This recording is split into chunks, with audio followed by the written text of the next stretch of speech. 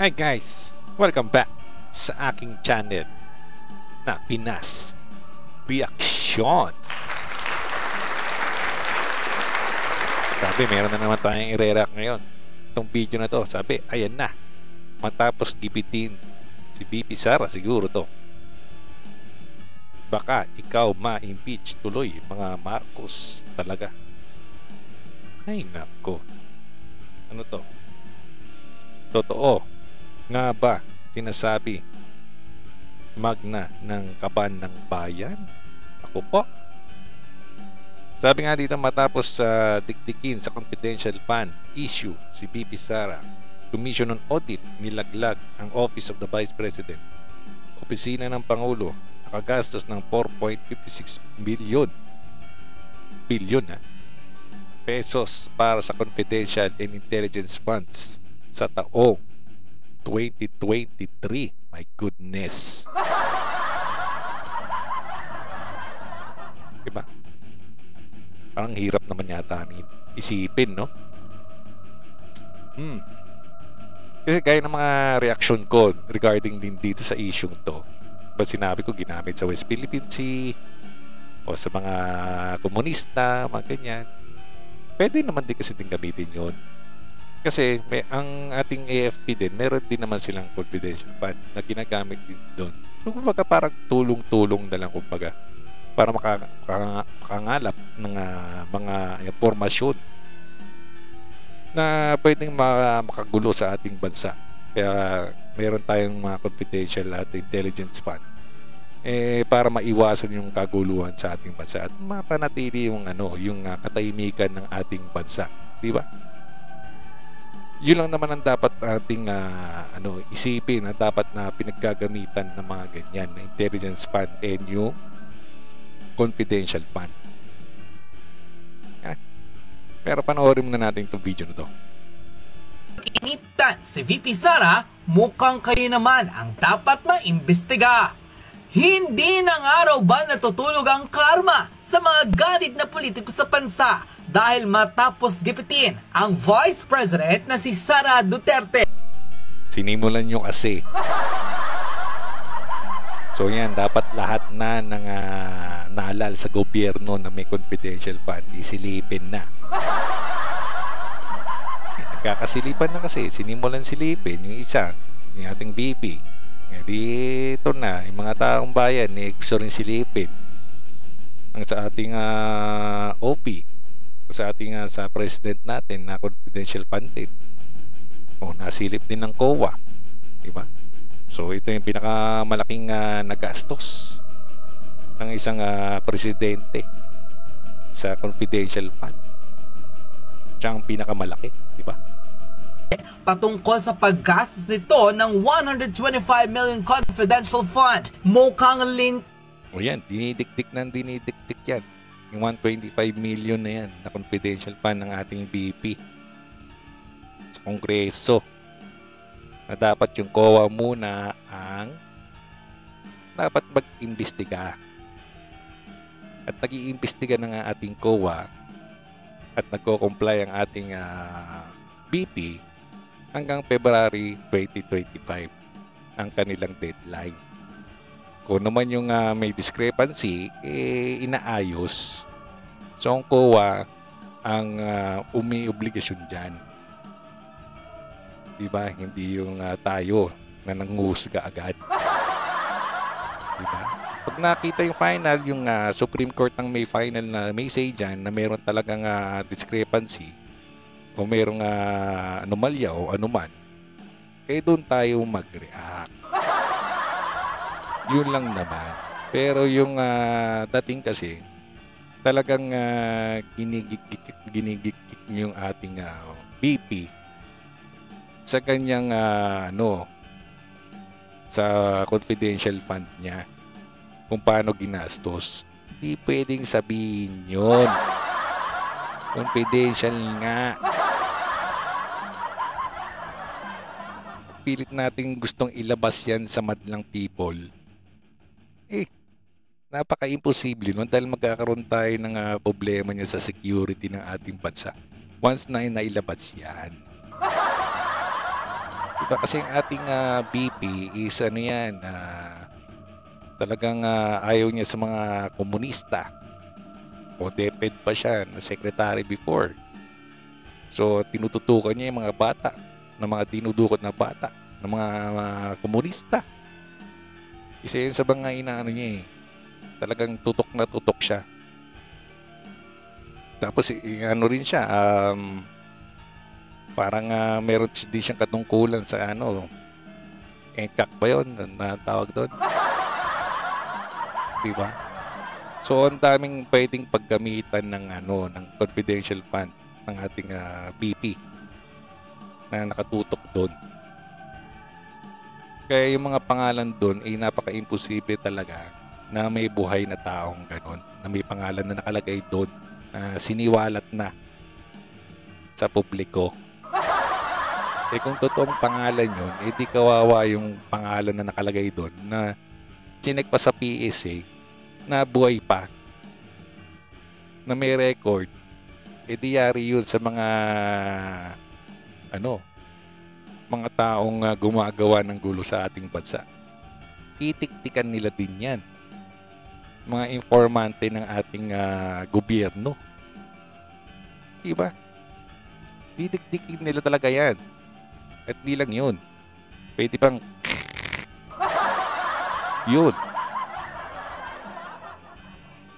Diba? Hindi pwedeng yan. Kung pag-uusapan man yan, hindi dapat sa publiko. Kaya nagkakagulo ang publiko eh. Kung the word confidential fund, nagkakagulo tayo. Kaya nga confidential eh, sabi ng ating Pangulong, dating Pangulong Digong eh. Hindi pwedeng isiwalat yan sa publiko dahil magkakaroon tayo ng security problem sa ating bansa. Dahil malalaman ng mga kalaban ng gobyerno ang pinagagawa natin para mapanatiling tahimik yung ating bansa. Diba? Nako kayo. Nga lang raw ang walang ganti sa opisina ni President Bongbong Marcos. Ngayon tuloy, tingnan mo, pati yung sa presidente natin, no, gusto nang silipin ng mga madlang people. Pati yung COA nagsalita, yung nagre-react na yung mga madlang people natin. Diba? Dahil dinikdik niya si Bibi, magdidikdik din yung mga yan para sa presidente. Dahil mismong ang Commission on Audit ang di umano'y nang laglag sa kanila at opisyal na inilabas sa publiko kung gaano nilistay ng opisina ng Pangulo ang bilyones na pera ng kaban ng bayan. Sa nasabing official report ng Commission on Audit, iniulat nila sa taong bayan na ang opisina ni President Bongbong Marcos ang may pinakamalaki na gastos pagdating sa Confidential at Intelligence Fund sa taong 2023 na umabot sa 4.56. Isa pa yan. Diba? Pinakamalaki na gastos sa Confidential Fund. Diba? Pero syempre, hindi natin pwedeng diktikin kung ano yung mga pinaggamitan nun. Dahil nga confidential na. Ulit-ulit ako eh. Kasi syempre, dahil nga nasimulan yung pagkukwestiyon sa paggamit ng confidential fund, eh lahat na ng confidential fund tuloy ngayon, eh sisilipin na. Gustong silipin ng taong bayan. Yan ang problema dyan. Billion pesos. Ito ang nakakalulang presyo o halaga ng pera ng taong bayan na tila dapat raw imbestigahan. Sabihin, wala pa namang nakikitang problema. Diba? Kahit na, ito ang KBP, hindi pa naman problema yan eh. Inaasikaso pa ng Office of the Vice President yung pagkukulang nila sa mga papers na hinihingi ng COA. Napatuloy na mga tinututukan ng OBP para yun nga maging clear na sila. Kaya hayaan natin yung COA at yung Supreme Court ang mag-decide kung meron ba talagang problema o wala. Kung wala, wag na tayong mga ngak-ngak dyan na may ninakaw. Diba? Kung ngayon, tinan mo ngayon, no? Yung presidente naman natin, sinisilip na ngayon, di ba? Ay, mahirap yan talaga. Walang katapos ang silipan na to. Baka magkakuliti na tayo niyan. Dahil hindi raw nila alam kung saan napupunta ang kaba ng bayan. Ayon sa official report na inilabas ng Abante tonight, Office of the President gumastos ng higit sa 2 billion pesos confidential funds noong 2023. Gumastos ng mahigit sa 2.2 billion confidential fund noong 2023 ang Office of the President na katulad ng halaga noong nakarang taon ayon sa Commission on Audit. Batay sa 2023 audit report na inilabas ngayong buwan, gumastos ang Office of the President ng 4.57 billion pesos sa confidential, intelligence, and extraordinary expenses, mas mataas kaysa sa 4.50 billion pesos na naitala noong 2022. Sa halagang ito, 2.2 billion ang ginamit para sa confidential expenses at 2.3 billion pesos naman para sa intelligence at mahigit sa 10 million pesos para sa extraordinary and miscellaneous expenses. Ayon sa COA, ang confidential funds sa ilalim ng Office of the President ay ginagamit para sa mga gastusin na may kaugnayan sa surveillance activities in civilian government agencies intended to support the mandate or operations. Nauna nang iniulat ng COA ang 375 million pesos confidential expenses ng Office of the Vice President noong 2023. Unquote. Ayon sa mas malinaw na report na inilabas ng Commission on Audit, naglustay ang opisina ng Pangulo ng mahigit sa 2.2 billion pesos pagdating. Grabe naman yung naglustay. Diba? Mga harsh na talaga yung mga salita ngayong panahon na to dahil nga kabilang panig at kabilang panig ang nagkakagulo na. Pati tayo naiipit na. Pati tayo nagkakagulo na, kanya-kanya tayo ng reaksyon, kanya-kanya tayong batuan, away na tayo ng away. Diba? Parang wala nang unity. Yun ang slogan nila nung nung dating 2022 election Ngayon parang wala na talaga. Sa confidential fund at 2.3 billion pesos naman pagdating sa intelligence fund sa taong 2023 na may kabuuang gastos na 4.56 billion pesos, di hamak na mas malaki ng 90+% sa nagastos ng Office of the Vice President na mahigit sa 375 million pesos lamang. Ay mismo sa ilang mga mambabatas at ilang mga veteran lawyer, dapat raw ay imbestigahan din ang opisina ng Pangulo dahil higit na mas dapat detalyado ang reports pagdating sa confidential fund at intelligence expenses ng Office of the President dahil hindi. Yan na. Nagsilita na yung mga ating mga lawyer, lalo na yung mga biyasa na sa mga ganyan. Dapat imbestigahan.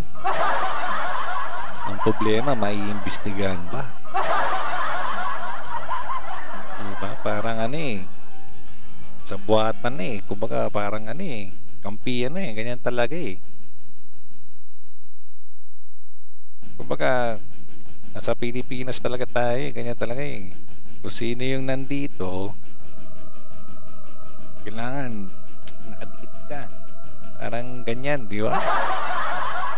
Hindi ka pwedeng sumaliwat o mag-iba ng direksyon Dapat kung yung direksyon itong pinuno mo, doon ka rin Kasi kung maliwa ka, yari.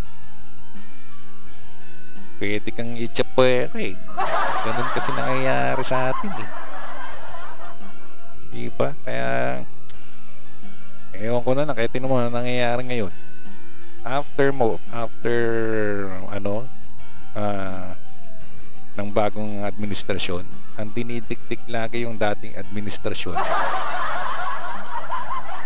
Ang pinupolitika yung dating administrasyon na dati halos walang kibot lahat pabor diba? Parang ganun din nangyayari ngayon Every palit na lang ng administrasyon, parang ganun na nakikita ko Kayo ba mga idolo? Ano ba nakikita nyo? Comment down below. Hindi milyon ang pinag-uusapan dito, kundi bilyong pisong pondo mula sa kaban ng bayan. Kung talagang tapat at para sa taong bayan ang mga mambabatas, hindi lamang ang opisina ni VP Sara. O yan, di ba? Nako-question tuloy ang mga tao natin sa Kongreso. Kasi hindi pinag-uusapan yan eh. Isa lang ang pinag-uusapan nila. Yung sa VP Sara lang, pinag-uusapan. Wala na. Kung talagang nasa taong bayan kasi kayo, dapat lahat. Pati kayo. Diba? Hindi yung isang tao na pinagtutulungan nyo, babaeng tao pa, diba? Ganyan pa. Ay, naku, politika talaga sa atin. Hindi mo maintindihan talaga eh. Kung ano ba, kapangyarihan lang ba yung habol o talagang ano eh. O gustong tumulong sa mamamayan eh. Hindi mo alam kung ano dun sa dalawa eh. Diba? Hindi mo maisip eh. Ano ba sa dalawa eh. Ay, nako. Ang kanilang iimbestigahan na kahit pa ang mismong COA ang nagsabi na unqualified report o wala silang nakitang mali sa paggastos ni VP Sara pagdating sa pondong inilaan. So, yan pa. Diba? COA na ang nagsalita. Walang problema sa paggastos ng ating pera na ginamit ni VP Sara para sa kanyang confidential fund. COA na nagsabi pero dinidikdik pa rin natin ang dinidikdik na may anomalya, na may mali sa paggamit ng pondo na inilagay kay VP Sara para sa paggamit sa kanyang confidential fund. Parang hindi na tayo naniniwala sa COA. Nasa tayo naniniwala sa mga taong yan?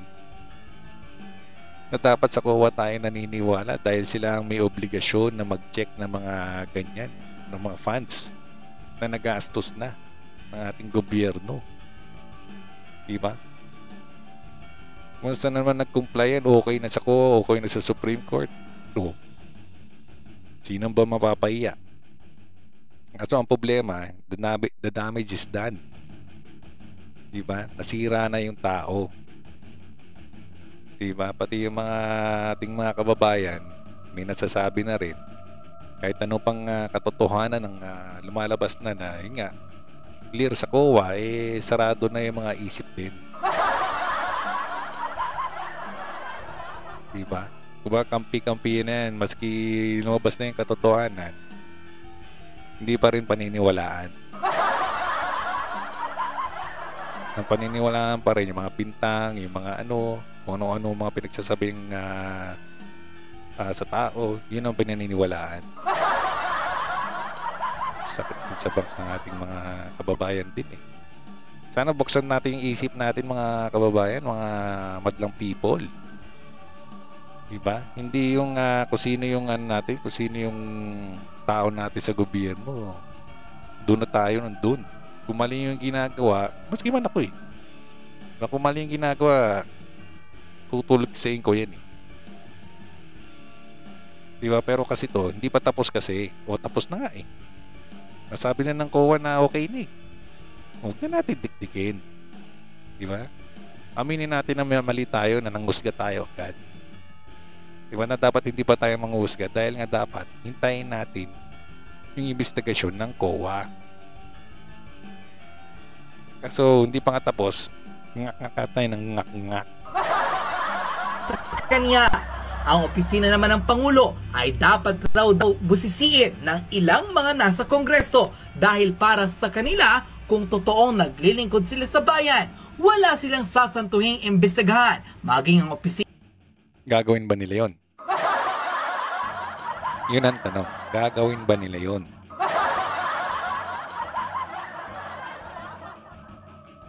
Diba? Yun ang tanong. Gagawin ba nila yon? Ulit ako, diba? Kasi isang malaking katanungan yan. Gagawin ba nila yon? Ulit-ulit tayo. naman ng pinakamatas na opisyales ng pamahalaan. Panoorin ang reaksyon ng taong bayan sa naging official report na inilabas ng Commission on Audit kung saan mahigit kumulang sa 10 billion pesos ang nagastos ng gobyerno pagdating sa confidential fund ng nasabing mga ahensya ng pamahalaan at mahigit sa 46% ng nasabing pondo mula rito ay nilustay raw ng opisina ng Pangulo. 4. Pero grabe naman yun. Wag namang nilustay. Diba? Ginamit na lang. Kasi parang napaka-harsh kasi ng salitang nilustay. Kumaga parang nag-judge na talaga tayo na may ginawang mali ang ating Pangulo. Kasi nasaan lang tayo dito? Neutral lang tayo dito. Diba? Nakikita natin yung maling ginawa kay BP Sara. Pero sana yung ating presidente magsalita dito. At hindi yung nasa isip ko ang ginagawa niya. Na parang gusto niya talagang ma-impeach ang ating BP. Diba? Kasi wala tayong naririnig sa kanya. Diba? Hindi katulad ni former President Digong. Kahit na sa liwat si BP Leni noon sa kanya, hindi niya ginawa ng masama. Diba? Tinuring pa rin niyang nasa part ng gobyerno dahil hinalal ng tao yan. Diba? Ang taong bayan ang magdi-decide niyan. Hindi yung mga politiko na nakaupo dyan na patuloy yung gusto niyong pabagsakin dahil malakas. Ang mga Duterte, takot na takot. Opo, gustong tanggalin ng isang pangalan na biglang naukit ng 2016 na dati wala yan wala yung mga Duterte ng 2016 bago pa mag 2016, di ba? Biglang tumunog na lang dahil nanalo si Presidente Digong, di ba? At naging popular sa ating mga kababayan dahil maganda ang naging kinalabasan ng kanyang pamumuno sa ating bansa. Kaya maraming ang trust rating niya napakataas, di ba? Dahil nga ganun grabe na lang din ang pamumulitika talaga ng ating mga nahalal na mga dyan tao dyan sa gobyerno. Ganun na naman talaga ang labanan dyan. Hindi na lang ba pagtapos ng isa gawin natin din yung bagong administrasyon gawin natin yung maganda para sa bayan. Hindi yung dahil nga mag-i-eleksyon na siraan ng siraan. Ganyan na lang talaga nangyayari sa atin diba? Parang wala nang pagbabago. Patuloy na ganyan. Maski grupo ka pa. Ganyan talaga. Kampi-kampihan pa sa una. Then pagkatapos siraan na. Ganyan na nangyayari. 56 billion pesos na dapat imbestigahan sa opisina ng Pangulo, dapat raw malaman ng publiko kung saan napunta ang pera ng maraming Pilipino. Ang problema kasi dyan, hindi pwedeng isa publiko yung mga yan. Pwedeng sabihin, intelligence fund, ginamit para sa ating seguridad. Hanggang doon na lang Hindi mo pwedeng dikdikin sa loob-loob niya kung saan ginamit yun. Yun ang magiging problema natin dyan. Hindi natin malalaman talaga yung pinaggamitan kasi hindi pwedeng sabihin public yan. Kaya kahit anong question natin, kahit anong tanong natin, basta kung clear sa COA yan at clear sa Supreme Court, doon tayo mag-base. Doon tayo mag-approve kung nagamit ba ng tama o hindi. Yun na lang talaga kung pati yung sa COA na maninipulan na rin, di ba? Feeling ko naman hindi. Kaya huwag muna tayong manghusga hanggat di pa tapos.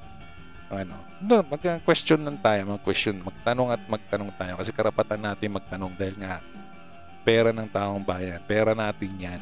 Karapatan natin magtanong. Diba?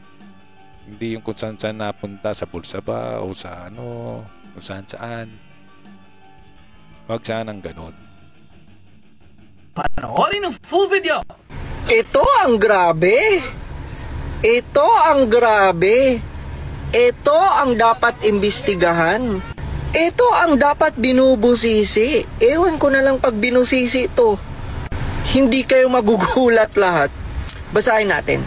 Look, confidential and intelligence funds expenses hit 10 billion in 2023 with the Office of the President posting the highest expenses.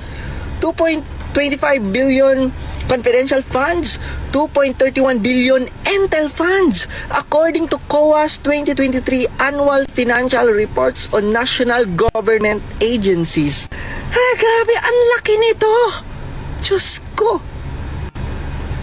OVP, on the other hand, spend 375 million in confidential funds last year, spending more of the secret funds than that of NBI, NICA, NSC, DND, AMLC, and DILG. Grabe, no? Isisingit talaga nila ang Office of the Vice President, no? Hindi ba pwedeng pag magbalita kayo, dapat Office of the President alone lang? Grabe, no? Isisingit talaga nila ang Office of the Vice President. Na Diyos ko, kung titignan mo, grabe, billion ang confidential at intelligence funds. Hindi, kasama talaga yan. Kasi 10 billion nga noong 2023. So magkakasama yan kung sangay ng ating gobyerno ang may intelligence fund or confidential fund. Total na yan 10 billion 2023. Kaso nga lang, yun yung pinakamalaki na confidential fund. Kaya siguro sa kasaysayan sa ngayon sa dating mga administrasyon, hindi ganyan kalaki. Yun lang siguro kalaki ang confidential fund na ginastos o nagastos sa 2023. Kaya talagang magtataka ka talaga kung saan ginamit yan. Pero nga, hindi natin malalaman kung saan ang gamit yan. Yun lang yun. Ng Office of the President, pero hindi man lang nila binubusisi, hindi man lang nila chine-check, hindi man lang nila tinitignan. Napaka-unfair talaga, mga lods. Yun nga lang kasi, unfair din talaga. Kasi sinimulan nila O ngayon, dapat lahat na isilipin. Hindi lang isa. Para maging fair, di ba? Hindi yung isa lang sisilipin mo tapos nag-come up ka na ng conclusion. In-impeach pa. Di ba? O dapat lahat. Kung may lahat impeach na, di ba? Wala na matira din sa gobyerno natin. Maglinis tayo na maglinis. Sino yung nagkakalat dyan, di ba? Hindi lang isa. Yung isa napatunayan naman na maayos. Kung ang problema yung paggastos. Next naman. Sino yung next ng kongreso natin? Meron kaya? Yun ang tanong.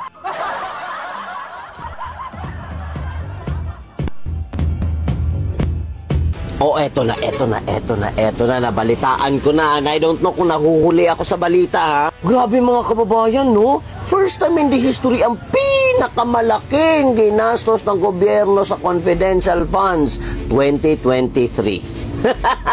At hindi na ako magpatumpik-tumpik pa, ang may pinakamalaking ginastos sa confidential funds and intelligence funds, ang opisina ng presidente. Kasi doon ka rin talagang mako-question kasi. Diba? Dapat siguro ang pinakamalaking confidential fund or intelligence fund natin, yung AFP, saka yung mga kapulisan natin, di ba? Kasi sila yung main o DILG man yan. Sila kasing main na dapat gumamit ng mga yan para sa ating kaligtasan at katahimikan ng ating bansa sa paggamit ng mga yan. Pero kung iisipin mo nga Bakit sa presidente ang pinakamalaki? Yun ang katanungan kasi. Talaga na mapapaisip ka rin bakit. Diba? Saan nila ginagamit din talaga yan? Kasi kung maliit na yan, okay lang naman din. Basta meron siyang confidential fund. Pero dahil nga presidente siya,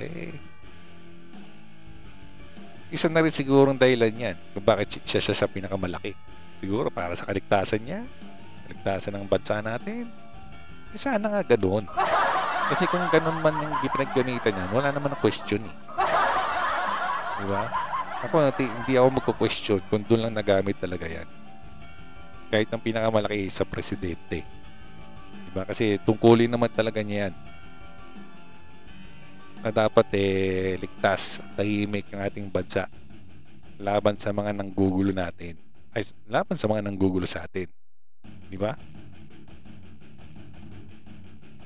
Antay-Duterte, di ba gusto niyo ng transparency? Imbestigahan din natin ang confidential and intelligence. Yan. Dahil may anti-Marcos, anti-Duterte, yan, silipan na lang tayo ng silipan. Nagkakuliti na tayo. Funds ng opisina ng presidente. Bakit wala kayong imik ngayon pag opisina na ng presidente? Dapat malaman din ng taong bayan yan.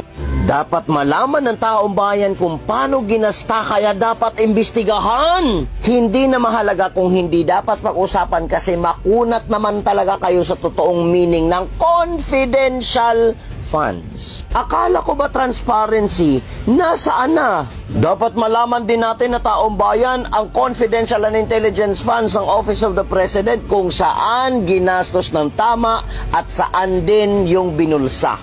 Kung may binulsa ba talaga? Yan ang problema talaga. Kanya-kanya na tayong reaction talaga. Sinimulan kasi nila eh. Oh. Ngayon, binabalikan na sila. Kasi ang problema dyan, kahit nabalikan nyo sila, ang problema, sila nasa kapangyarihan eh. Sila nandyan eh. Wala tayong magagawa dyan. Diba? Yun ang problema dyan. Nasaan na yung mga naghahanap at nagko-question sa confidential fund ni OVP? O, bakit hindi nyo tignan ang confidential ng mga departamentong ito at ang mga presyo ng confidential fund na nasa kanila? Office of the President, 4. Ay, nako, alam mo yung makikinabang dito, yung mga kalaban ng ating bansa eh. Diba? Nagkakagulo tayo sa confidential fund na yan. Sino makikinabang dyan pag nalabas yan? Sila. Dahil lahat ng intel, lahat ng mga pinaggagawa ng ating gobyerno na confidential, malalaman nila pag nailabas lahat yan. Diba? Sila makikinabang dyan, hindi tayo. Yun ang problema dyan. 0.5 billion. DND 1.8 billion. National Defense National Intelligence Coordinating halos mag-1 billion. Ayan no. So pagdating sa OVP, 0. So sino ngayon ang naghahanap ng confidential fund ni VP? Hanapin nyo rin kung nasaan ang mga confidential ng mga ito. Say natin. The Office of the President under President Ferdinand Marcos Jr. is the top confidential and intelligence funds spender for 2023 with a combined 4.5 billion lang pala. Hoy, pero ang laki pa rin yan. Grabe yan. Diba? The Commission on Audit Annual Financial Report said, the Office of the President remained to post the highest amount of confidential expenses, maintaining the same level as last year, the COA said on Monday. Pero wala namang sinabi yung COA na merong kakulangan ang presidente. Diba? Wala namang sinabing tawag dito anomalya. Kasi wala naman nababanggit eh. Parang sila lang yung top. sa mga gumastos o pinaggastusan yun ng confidential fund. Di ba? Parang wala naman nabanggit na tawag dito na may anomalya. Yung kay BP Sara naman kasi ginawang-gawan na lang ng kwento yun na may anomalya Di ba? Yung malit na bagay na chinecheck pa ng COA pinalaki ng pinalaki. Di ba? Yun ang naging problema Dito sa COA, kung meron silang nakitang may problema, hintayin na lang natin din. Mag-question tayo pero huwag tayo mag-judge. Mag-judge tayo na mag-judge. Ang nababanggit lang naman dito sila yung top na nag-spend ng confidential fund at pinakamalaki sa kasaysayan ng ating bansa. Di ba? Kasi problema kasi yun nga gustong silipin kahit na andyan yung COA ng mga ibang tao dyan, BP pati yung mga kampo ni BP gusto na rin silipin ito. Di ba? Para transparency nga naman. Hindi lang pwedeng kay BP lang. Dapat sa lahat na ng gobyerno. Di ba? Yun lang problema dyan. Kung ilalabas yan, hindi pwedeng ilabas yan. National security natin ng mga andyan. Magkakaroon ng problema talaga. Ninyo mga lords, no? Ang OP or Office of the President ang pinakamataas, no? Siya ang number 1 top spender ng confidential and intelligence funds. 'Di ba? Natalo pa niya yung ibang ahensya. The OP spent 2.25 billion and 2.31 billion on confidential and intelligence funds in 2023 according to COA. Grabe! Billion! Pero nagtataka talaga ako mga lords, no? Ito billion. Yung kay VP Inday Sara, million lang. 125 million lang. Pero pinuputakti nila yun. Malaki daw. Ano na lang kaya to? Billion! My God! Parang nababaliktad na ang utak ng iba mga lords, no? Kasi, di ba? Million versus billion? My God! Tapos ito ang nakakatawa. May pagbusisi ba dito? Ha? Mga buwaya, House of Representatives. Yun lang kasi yung unfair talaga, di ba? Diba? Kahit na walang sinasabi yung COA na may problema nun, hindi naman kailangan nilang isa publiko yun. O hindi, isa sa publiko nila na mayroong kulangan sa dokumento siguro. Yun, isa sa publiko talaga nila yun. Tingin ko isa sa publiko nila yun. Kasi malaman din ng mga tao sa gobyerno Diba? Tapos ito tayo busisiin. Yun na kasi yung unfair talaga. Diba? Kahit na walang sinasabi yung COA, siguro ongoing pa yung audit o dahil nga nasimulan na kasi nilalahat na natin tuloy. Pati yan sa nalaman natin, diba? Pati yan dapat alamin na kung saan ginastos. Ay, nako, wala nang katapusan nito, mga idolo. Hearing ba kayo dito? I-hearing nyo to. Kasi ang laki-laki nito, kailangan tanungin saan din to napunta. Kasi imagine mo, Office of the President, andyan sa kanya ang AFP, andyan sa kanya ang mga police and everything. Para saan pa to? Agoy!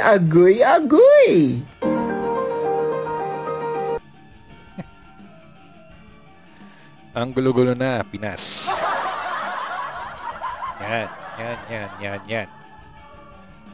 Ay, nako. Kaya matatapos to, mga idolo. Matatapos ba? Yan ang tanong kasi. Kung maiimbestigahan ba o hindi. Yun ang tanong dyan. Sabihin, ba't iimbestigahan? Wala namang sinasabi yan kung may problema. Diba? Ganoon naman na kahit na may kakulangan si VP, bigyan pa siya ng pagkakataon ng COA na magpasa pa ng mga papeles na kinakailangan para maklear siya, which is na-clear naman nata. Diba? Kaya hintayin natin yung COA. Hindi nga tayo dapat mag-react ng mag-react kung may nalustay ba, kung may nanakaw ba, o etc. etc. Kapag na-desisyon na yan ng COA at ng Supreme Court, doon tayo mag-question. Diba? Doon na talaga tayo mag-question.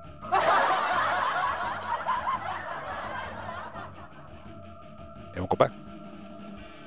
Basta para sa akin, yun lang yun. Diba? Ang hirap din na alamin ang katotohanan dahil iba-ibang version ang lumalabas. So, kung ano na lang yung dapat natin pagtiwalaan, kung ano yung pinaniniwalaan nating version, doon na tayo talaga. Hindi na nababago yung isip natin. Pero yun nga, kung lumabas na yung katotohanan, sana mabago din yung isip natin. Diba? Kung may pagkakamali man lang tayo sa ating hinusgaan na. Diba? Hindi yung husga lang tayo ng husga, ay nating aminin yung pagkakamali natin na hinusgaan natin agad, di ba? Yan ang mahirap dyan. Kaya yun. So yun, dami ko nang sinabi. Alamin na lang natin ang susunod na kabanata regarding sa issue na to, mga idolo. Ay nagre-react lang sa kung ano man ang issue ngayon. Reaction lang ito. Di ba? Kung mayroon tayong reaction na mali, aminin natin yan kung may mali o hindi. Sa kung ano man yung nangyayari ngayon. Pero wala dapat tayong panigan. Kasi tayo rin ang naiipit sa gulong ito. Di ba? Hindi kung dahil nga pro BBM ka o pro Duterte ka, yun ang naiipit talaga tayo. Yun ang magiging problema natin dyan. Sana maayos pa ang gobyernong ito. Yun ang hiling natin. Diba? So, maraming salamat po sa panonood. Huwag niyo pong kalimutan na mag-subscribe po sa akin channel. Hit niyo po yung notification bell at yung like button. So, dito na po tayo nagtatapos. Maraming salamat po sa lahat. Bye-bye.